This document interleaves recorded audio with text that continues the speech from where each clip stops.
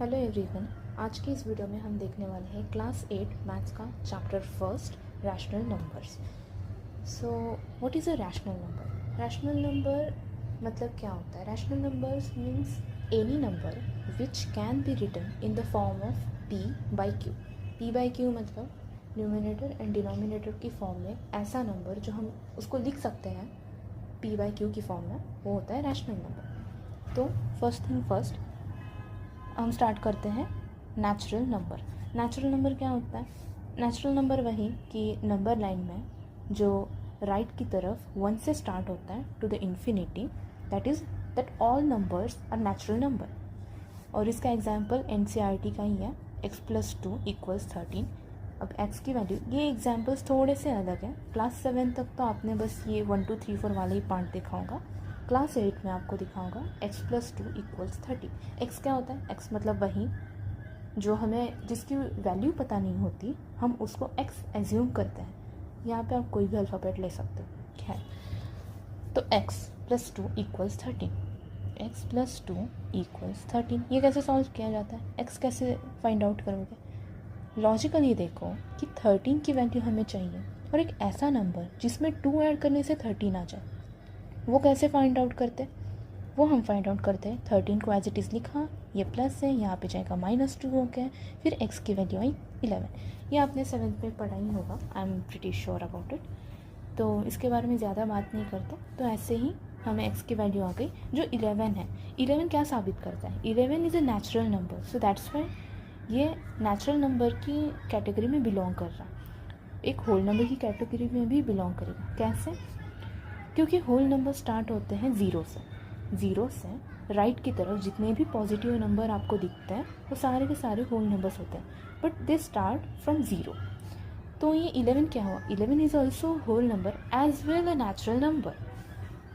तो ये एग्जाम्पल में हम एक देखते हैं कि x+3 = 3।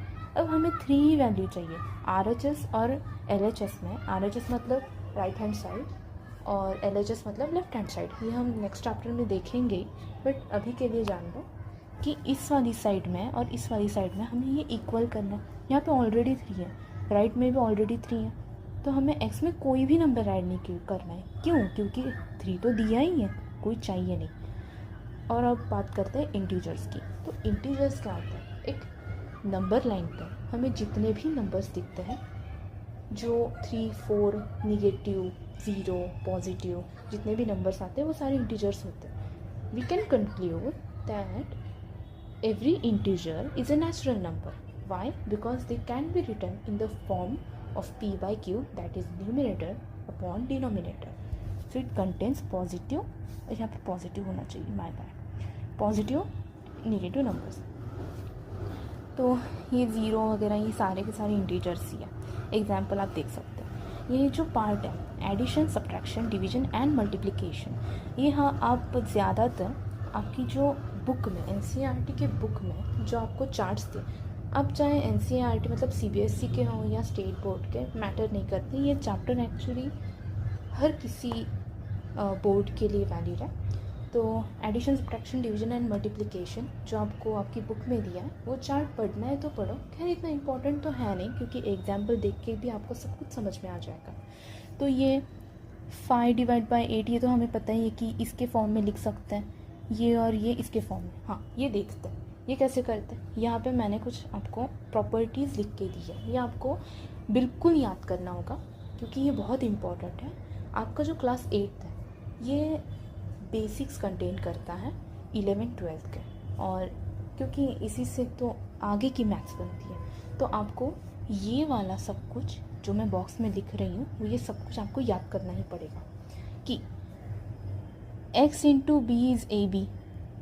जहाँ पे दो नंबर के बीच में अगर कोई भी साइन नहीं होता है ना, तो आपको पूरी मैथ्स में अभी से लेके आप जितनी भी मैथ्स आगे पढ़ोगे, तो अगर दो नंबर के बीच में ऐसा नहीं 3 2 ऐसा नहीं, ये 32 ही कहलाएगा। बट अगर 32 और इनके बीच में स्पेस देके 64 का है और एक डॉट दिया है, तो ये डॉट का मीनिंग क्या होता है? ये डॉट का मीनिंग होता है इनटू, यानी कि मल्टीप्लिकेशन। तो इनके बीच में कुछ नहीं है। AB is a very different number, तो इनके बीच में आएगा into, that is this. So a into next property minus b क्या होता है, minus b minus sign contain करता है, इसकी वजह से ए एंड बी आएगा। एंड ये पॉजिटिव निगेटिव एक दूसरे को पॉजिटिव बनाते, इतना याद रख लो। तो ये सारे फंडामेंटल्स हो गए। 6 पार्ट देखते हैं। Distributivity of multiplication over addition and subtraction taking common one side. बहुत ज़्यादा इंपॉर्टेंट स्टेटमेंट है ये। मैं एक एग्जांपल ले लेती हूँ। 32/16 इंटू 7/3 प्लस 7/3 इंटू 1/4। एक एग्जाम्पल ऐसे ही रैंडमली मैंने ले लिया, ठीक है, एग्जाम्पल है ये। तो अब समझना 7/3 एंड 7/3 आपको तो सेम ही दिख रहा होगा इधर। तो हम क्या करते हैं, हम इसको कॉमन निकालते हैं। कॉमन कैसे निकालते हैं, ये सब ना इस साइड ले लो, ठीक है, फिर ब्रैकेट। ये एक स्टेप्स हैं, तो ये स्टेप्स आप याद कर लेना, ये इजी है। स्टार्टिंग में आपको थोड़ा बहुत हार्ड लग सकता है, if you are average, below average और अबव एवरेज, स्टार्टिंग में सबको थोड़ा बहुत हार्ड लग सकता है, बट बाद में आपको ये जितनी भी बार आप देखोगे, इसको बहुत बार प्रैक्टिस करोगे, इजी बन जाएगा।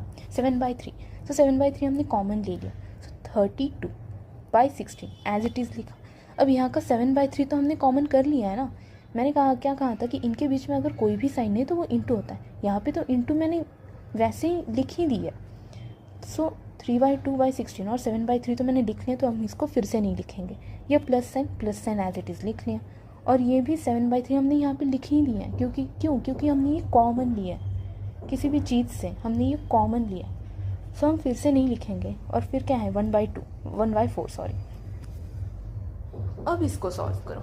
अब ये तो आपको आता ही है कि यहाँ से LHS कॉमन करने, फिर इसको सॉल्व करना, और इसके बाद इसका जो भी वैल्यू आएगा वो हमें, जो भी यहाँ पे वैल्यू आएगा वो वैल्यू वही वाली और इंटू 7/3 करना है। आ गया फिर आपका आंसर। ये इजी तो बहुत है, बट आपको इसको समझना होगा सबसे पहले। तो इसके लिए यहाँ पे कुछ प्रॉपर्टीज़ और आती हैं, जैसे ये वाली जो मैंने अभी समझाई, ये इनडायरेक्टली डायरेक्टली कहो कैसे भी कहो, ये यही थी, ए ब्रैकेट में B+C है ना। तो ये यही तो हुआ। हम A को क्या मानेंगे 7/3, B को क्या मानेंगे 3/2। थोड़ा सा गंदा हो गया, फिर से लिख लेती हूँ। 32/16 प्लस 1/4। इसको मानते हैं हम A, इसको मानते हैं हम B, और इसको मानते हैं हम C। सो इसको हम इसी फॉर्म में तो लिख के आए हैं, और अभी हमने यही तो सीखा है कि कॉमन कैसे लेते हैं। तो A इन दोनों का कॉमन है। इससे प्रॉपर्टी ये बनती है कि A B+C, इससे क्या आएगा A इंटू B, बीच में प्लस वाला साइन, और A इंटू C। यही कि AB, ये वाला यूज़ करिए अब, AB और AC, और यही हम यहाँ पे अभी एज अ प्रॉपर्टी यूज़ करें। सेम फॉर माइनस साइन में भी आपको यही करना है, बस साइन चेंज करना है। और ये जो है ये मैंने वैसे भी यहाँ पे लिख ही दिया है, सेम ही चीज़ लिखी है। तो आप ये सब कुछ रिवाइज़ कर देना। अगर आपको इसके नोट्स, मतलब ये नोट चाहिए, तो आप इसको स्क्रीनशॉट भी ले सकते हो, और वैसे भी मैं डिस्क्रिप्शन में इसकी फ़ाइल डाल ही दूँगी। Thank you.